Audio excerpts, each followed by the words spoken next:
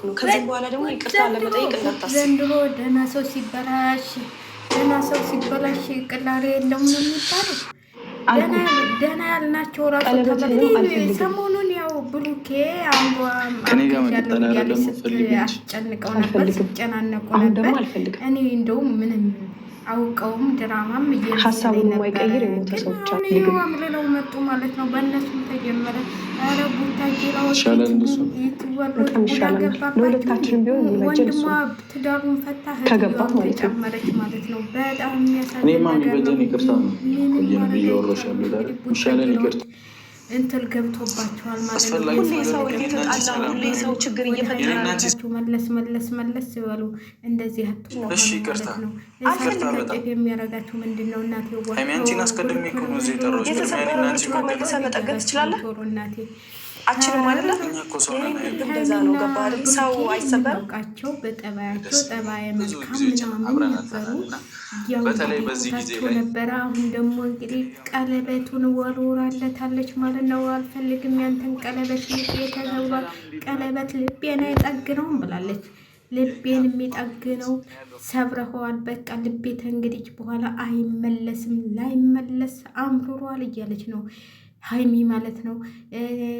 ፌቅ ሩታም እንደሱ እያለች ነበረ።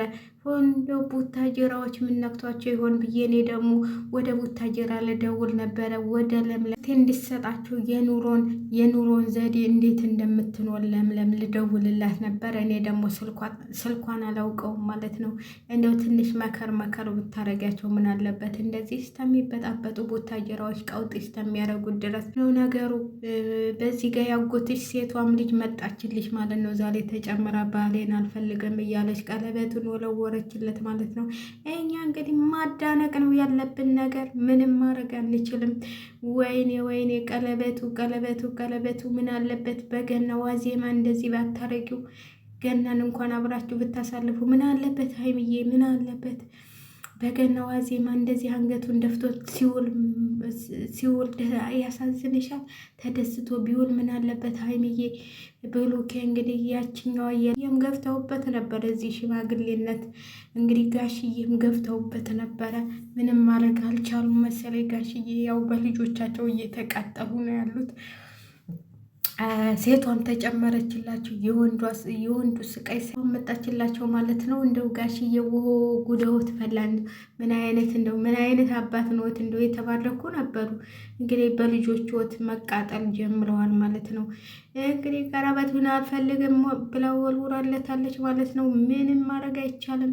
ሀይሚዬ እንግዲህ ቀለበቷን አውልቃ ወረወረችው ማለት ነው። አልፈልግም፣ መጀመሪያ የተሰበረው ልቤ በምን ይጠገናል ብላለች። የተሰበረ ልብ በምን ይጠገናል ብለች ነው። ልብ አይሰበር፣ ልብ ተተሰበረ መጠገኛ የለውም እናቴ። እንዲህ ልባችሁን የሚሰብራችሁ በልክ ሆኖ ልባችሁ እንዳይሰበር እያልን እየመከርናችሁ ነው እኮ። እናንተ አልሰማም ብላችሁ ነው እንጂ ድራማ እያስመሰላችሁ ልባችሁን አትስበሉ። ከዛ በኋላ ይሄው ሞቅ መቼም ከአብርሃምና ሩታ ሲታረቁ የለውም ነበረ።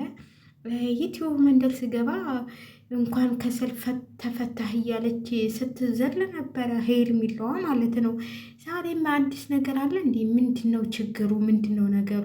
ግማሹ ልጁን ሰልቆ ሄደ ይላል፣ ግማሹ አገባ ይላል፣ ግማሹ ምን ይላል። እኛ ያገባንም በቃ የራሳቸው ጉዳይ ነው ማለት ነው። እንደዚህ እየተበጣበጣችሁ ከምትኖሩ የሆነ ነገር ፈጥራችሁ ብትቀመጡ ይሻላችኋል ብለን እንመክራችኋለን።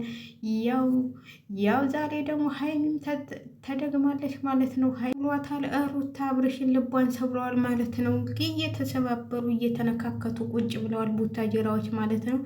እኛ ያገባንም እንፈተፍታለን መረጉ ድረሰን እያል በቃ ምንም ማድረግ አይቻልም። ልብሽን አትሰበሪ